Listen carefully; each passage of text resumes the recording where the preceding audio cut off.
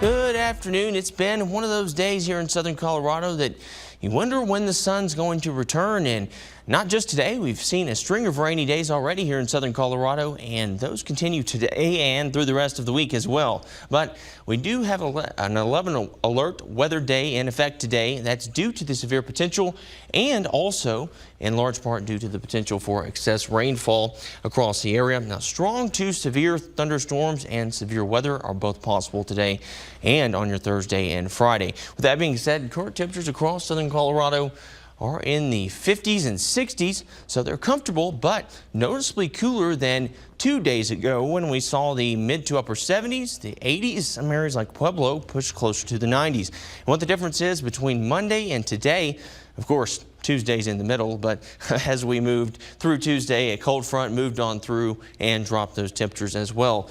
But we've got a 24-hour temperature change today compared to yesterday, a little bit warmer. And the reason for this is because we dropped those temperatures so significantly into Tuesday after that front moved through. And today we saw that moisture return to the area, and we've seen even more moisture and the cloud cover as well. It just means we're a little bit warmer. But temperature highs won't get all that much more increased through the afternoon hours. It's a pretty simple forecast in terms of temperatures.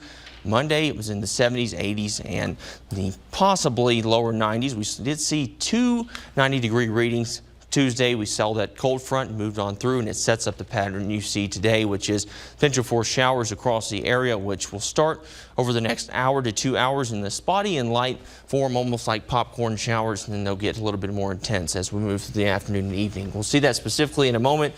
Winds between 15 to 20 miles per hour and a little bit greater on the plains, but your weather headlines were alerting you first to that potential for excessive rainfall into not just tomorrow, but your Friday as well. And as that's the case, we also see a moisture surge return tonight, which means just another round of moisture at once that returns overnight, more so midnight into 2 a.m. And what that means for your day tomorrow, you're going to wake up to some fog, mainly across the plains on your Thursday morning. And then you have an additional severe risk compared to today. You have another one Thursday and Friday as well. But as for today's severe weather risk, it starts a string of days, which we see the severe weather potential here in southern Colorado.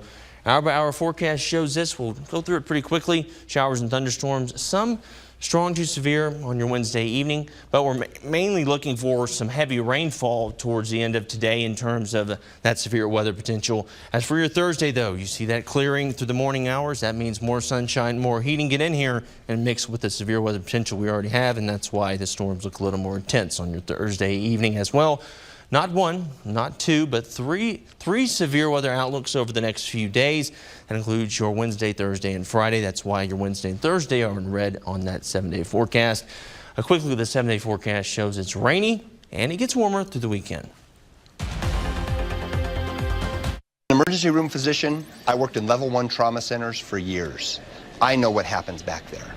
One ambulance after another, with injured patients and lives that are changed forever. I understand. I took care of those people. Thank you. Now, as an attorney, my team and I care for the same people, but in a different way, working to get our clients' lives back to normal. If you've been injured, our medical and legal expertise provides a unique advantage. Ramos Law. What makes us different makes us better.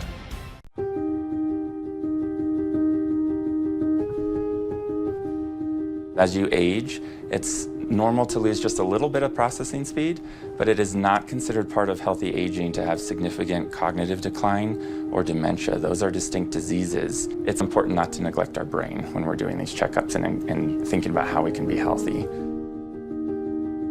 There's several things we can actually do that are quite simple if they're done consistently over time that can really impact the way you age, especially with your brain health. One is keeping your brain active, doing something that creates new connections in your brain. Some examples might be starting a new hobby, trying to learn a new language. You should also keep your body active with physical activity, and that really makes a big impact on your stress levels and your brain health and reduces the risk of dementia. In life, when you're doing activities, it's just as important to do the recovery, and for our brain and honestly for most of our body, that happens during sleep.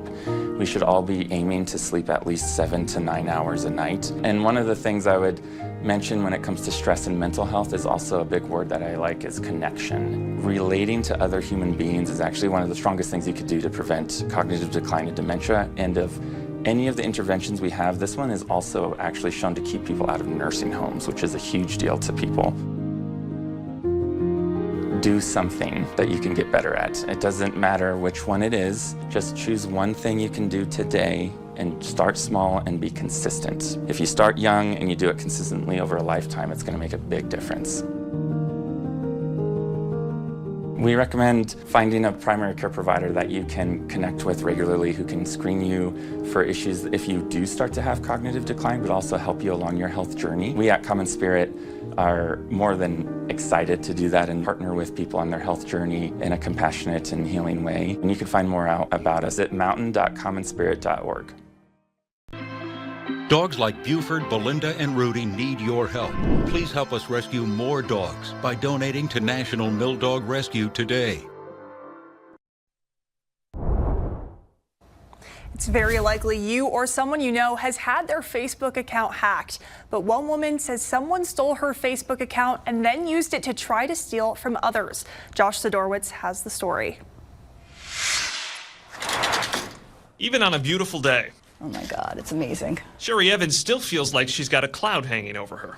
What really gets me the most is the feeling of being violated, the feeling of my memories being stolen from me. She brought out some pictures she still has around the house because her digital memories are locked away on a Facebook account she's now been locked out of since February. Some crazy person is violating all of my personal material and videos and pictures and messages. And to make matters worse, the scammer not only stole her account, but turned it against her, setting up a fake sale to try to swindle her friends with this post, claiming they were moving her uncle into a care facility, so they needed to sell his stuff. all of a sudden I was getting phone calls asking, can they buy the Jeep? One of the cheer moms wanted to know if she could have the Peloton. How much was I charging for it? This is a classic spear phishing scheme. Rob Dovidio is a cybersecurity expert with Drexel University. It's very targeted.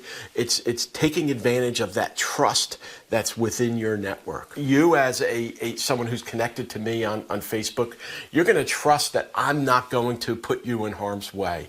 And that's what these criminals are taking advantage of. He says the number one thing you can do to protect your account is set up two-factor authentication, which adds another verification step to the login process. It's something Sherry admits she did not have set up, but she does plan to add it if she can ever get her account back. She says she has tried several times but cannot get through to a real person at Meta for help. I hope if one person sees this,